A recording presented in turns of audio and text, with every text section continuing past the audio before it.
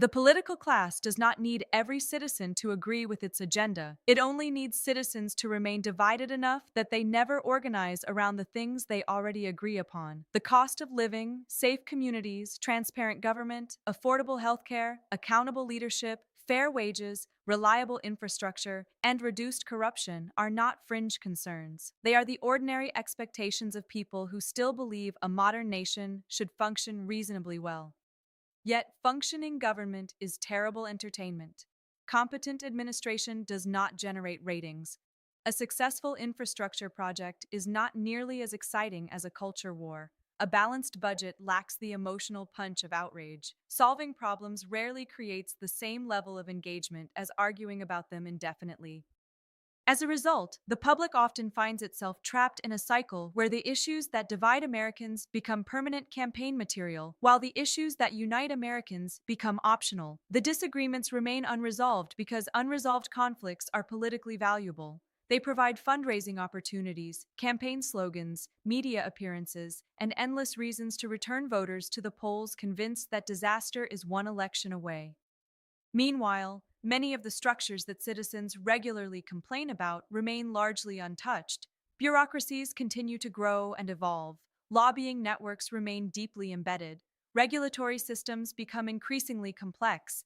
Major donors continue to enjoy access that ordinary citizens can only imagine. Regardless of which party wins a given election, the machinery itself often proves remarkably durable. This is not to suggest that elections do not matter. They do. Policies matter, laws matter, judicial appointments matter. The outcomes of elections can and do have significant consequences for millions of people. The problem is that Americans are increasingly encouraged to view politics as a never-ending battle between ordinary citizens rather than as a mechanism for governing a country. Political disagreement is natural and healthy in a free society. It is impossible to have liberty without disagreement because free people inevitably reach different conclusions about how society should be organized. The trouble begins when disagreement ceases to be a challenge that politics attempts to manage and instead becomes the product being sold. In that environment, conflict acquires value of its own. Outrage becomes a commodity. Fear becomes a fundraising strategy. Anger becomes a marketing tool. Citizens become consumers of political entertainment rather than participants in self-government. The result is a nation in which people spend extraordinary amounts of time debating one another while exercising surprisingly little influence over the institutions that affect their daily lives. Americans can instantly identify the latest cultural controversy, yet many struggle to explain how legislation is written, how regulatory agencies operate, or how lobbying organizations influence policy. They know the arguments they are expected to have because those arguments are constantly placed in front of them. They are far less likely to know where the money flows, who benefits from specific decisions, or why certain reforms never seem to advance beyond campaign promises.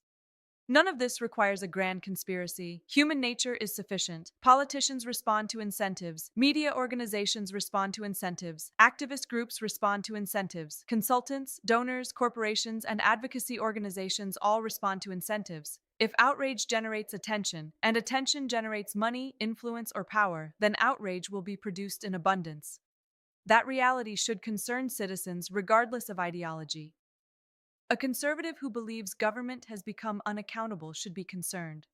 A progressive who believes corporations wield excessive influence should be concerned. An independent who simply wants competent leadership should be concerned. The specific diagnosis may vary, but the underlying problem remains remarkably similar. Institutions often benefit from public division in ways that ordinary citizens do not. The challenge, therefore, is not to eliminate disagreement. That would be impossible and undesirable. A healthy society needs vigorous debate. It needs competing ideas. It needs people who are willing to challenge one another's assumptions and defend their beliefs. What it does not need is a political culture that treats every disagreement as evidence that fellow citizens are enemies. Americans can disagree about gun policy while still demanding affordable housing. They can disagree about abortion while still insisting upon accessible health care. They can debate immigration policy while expecting government agencies to function efficiently. They can argue about climate policy while wanting clean water, reliable infrastructure, and accountable public officials. In fact, the ability to maintain those distinctions may be one of the most important civic skills a democracy can possess.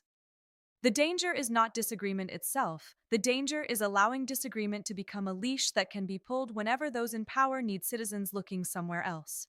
When people are exhausted, angry, and constantly reacting, they become easier to manage. They spend their energy fighting one another instead of examining systems. They become focused on symptoms instead of incentives. They become consumers of outrage rather than organizers of solutions. Outrage can be useful. It can draw attention to genuine injustice. It can motivate action. It can expose corruption and force accountability. But outrage alone is not power.